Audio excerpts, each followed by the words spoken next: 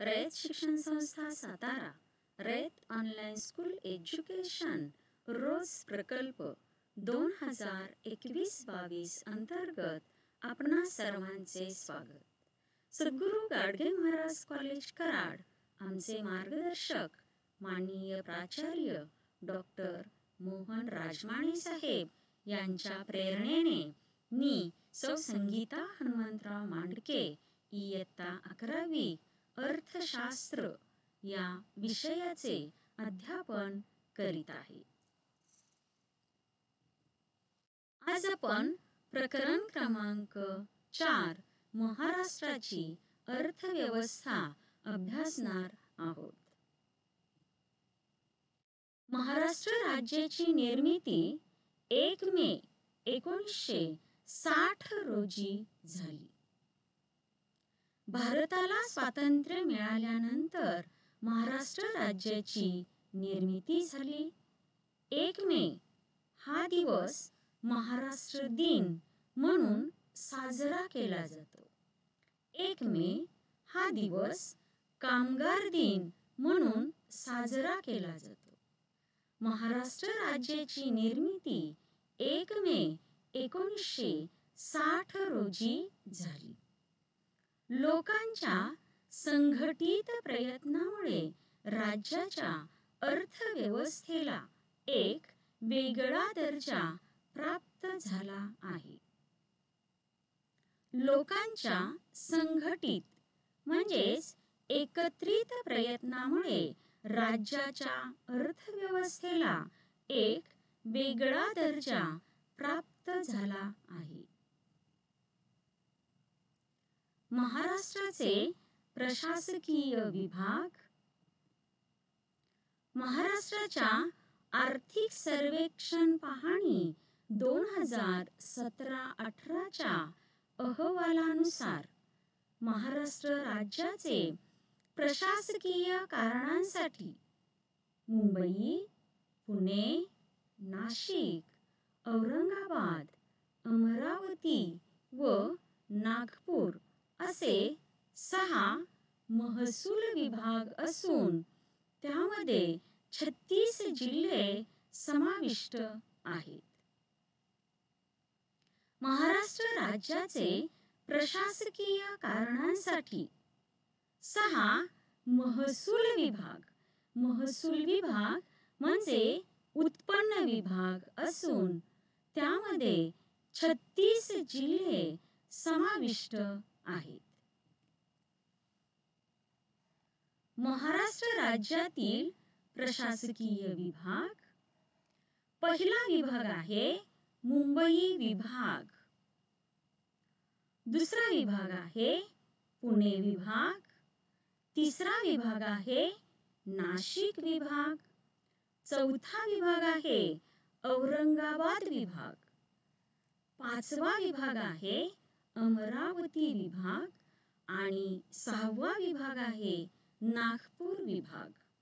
अशा पद्धतीने महाराष्ट्र राज्यातील प्रशासकीय विभाग एकूण 6 आहेत. महाराष्ट्राच्या अर्थव्यवस्थेची प्रमुख वैशिष्ट्ये. पहिले वैशिष्ट्य, महाराष्ट्र हे देशात दुसऱ्या क्रमांकाचे सर्वाधिक लोकसंख्या असलेले राज्य आहे. भारत देशामध्ये महाराष्ट्र राज्य हे दुसऱ्या क्रमांकाचे लोकसंख्या असलेले राज्य आहे. महाराष्ट्र राज्याची लोकसंख्या 2011 मध्ये 11.24 कोटी होती. दुसरे वैशिष्ट्य, महाराष्ट्र राज्य भौगोलिक दृष्ट्या देशातील तिसरे मोठे राज्य असून त्याचे क्षेत्रफळ 3.08 लाख चौरस किलोमीटर आहे.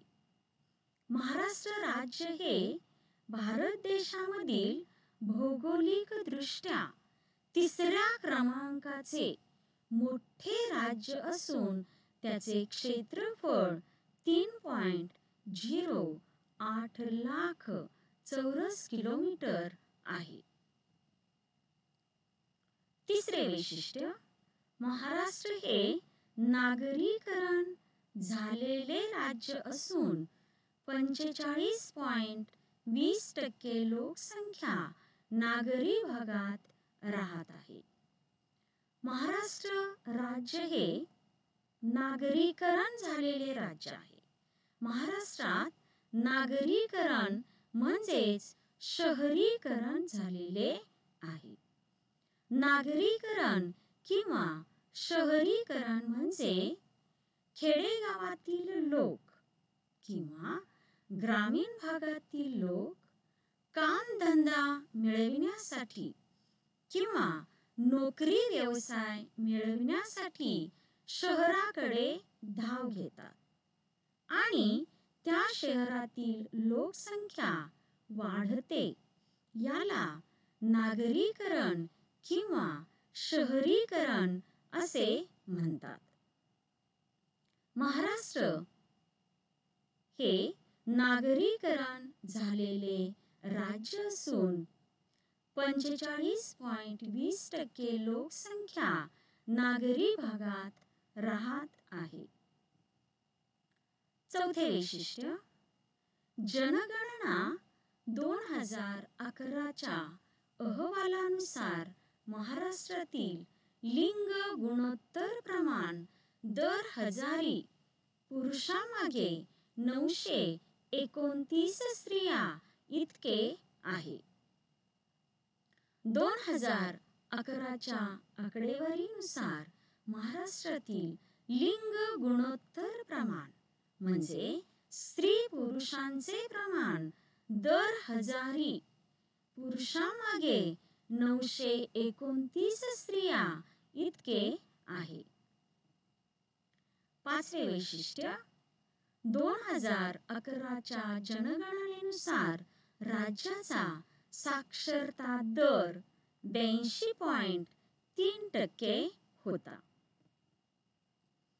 सहावे वैशिष्ट्य, महाराष्ट्र आर्थिक पाहणी 2016-17 नुसार इतर राज्यांच्या तुलनेत महाराष्ट्राचे स्थूल राज्यांतर्गत उत्पादन, याला GSDP असे म्हणतात, आणि दरडोई उत्पन्न, याला SPCI असे म्हणतात. महाराष्ट्राचे स्थूल राज्यांतर्गत उत्पादन आणि दरडोई उत्पन्न सर्वाधिक आहे. GSDP चा लॉंग फॉर्म पहा. ग्रॉस स्टेट डोमेस्टिक प्रोडक्ट, स्थूल राज्यांतर्गत उत्पादन.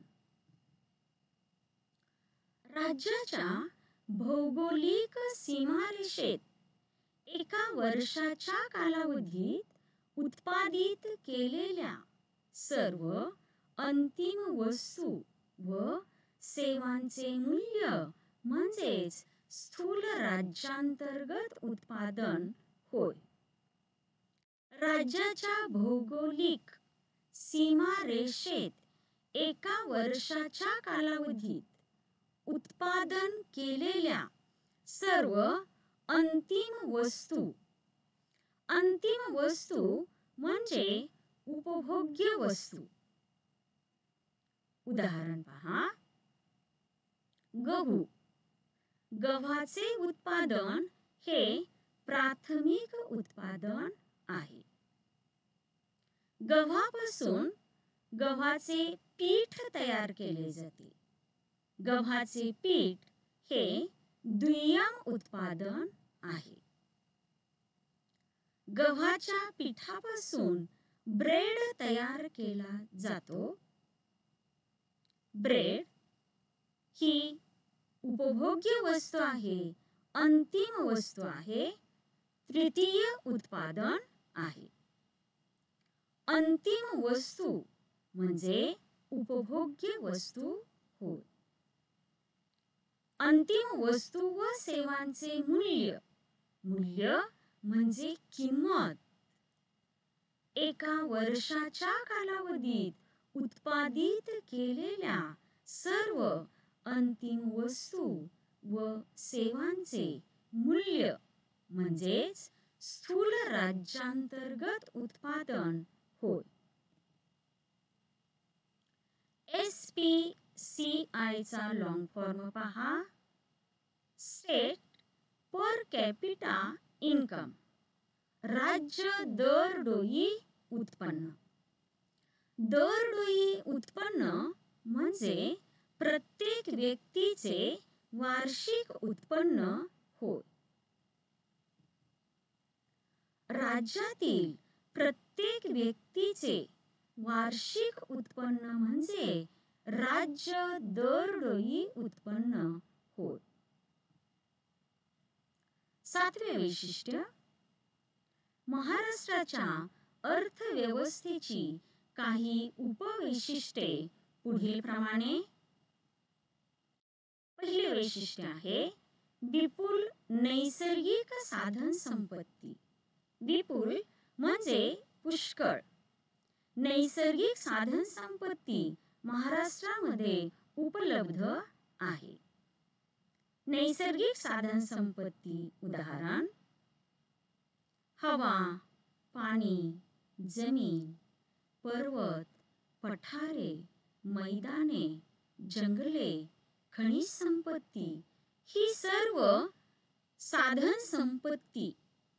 नैसर्गिक साधन संपत्ती विपुल प्रमाणात म्हणजेच पुष्कळ प्रमाणात महाराष्ट्र राज्यामध्ये उपलब्ध आहे.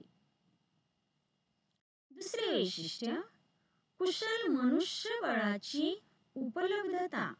मनुष्यबळाचे 2 प्रकार पडतात, कुशल मनुष्यबळ आणि अकुशल मनुष्यबळ. महाराष्ट्रामध्ये कुशल मनुष्यबळाची उपलब्धता आहे. तिसरे वैशिष्ट्य अद्ययावत तांत्रिक सुधारणा महाराष्ट्रामध्ये झालेली आहे. शेती क्षेत्र, उद्योग क्षेत्र यामध्ये अद्ययावत म्हणजे आधुनिक तांत्रिक सुधारणा झालेली आहे. शेती क्षेत्रामध्ये उदाहरणार्थ शेतीच्या मशागतीसाठी ट्रॅक्टरचा वापर केला जातो. तसेच मळणी यंत्र, कापणी यंत्र यांचाही वापर केला जातो आणि शेतीला पाणी पुरवठा करण्यासाठी ठिबक सिंचन पद्धती, तुषार सिंचन पद्धती यांचा वापर केला जातो. म्हणजेच शेतीमध्ये अद्ययावत तांत्रिक सुधारणा झालेली आहे आणि उद्योगधंद्यामध्ये अद्ययावत आधुनिक यंत्रसामग्रीचा वापर केला जात आहे. म्हणजे शेती, उद्योग या क्षेत्रामध्ये अद्ययावत तांत्रिक सुधारणा झालेली आहे. चौथे वैशिष्ट्य विकसित पायाभूत सुविधा. महाराष्ट्र राज्यामध्ये पायाभूत सुविधांचा विकास झाला आहे. पायाभूत सुविधा म्हणजे ऊर्जा, वाहतूक, दळणवळण या पायाभूत सुविधांचा विकास महाराष्ट्र राज्यामध्ये झालेला आहे. 8वे मुख्य वैशिष्ट्य आहे महाराष्ट्र हे नवनिर्मिती म्हणजे संशोधन, कौशल्य विकास, गुंतवणूक व पर्यटन यासाठी लोकप्रिय आहे. अशा पद्धतीने आज आपण प्रकरण क्रमांक 4 महाराष्ट्राची अर्थव्यवस्था यामधील महाराष्ट्राचे प्रशासकीय विभाग आणि महाराष्ट्राच्या अर्थव्यवस्थेची प्रमुख वैशिष्ट्ये अभ्यासलेली आहेत. धन्यवाद.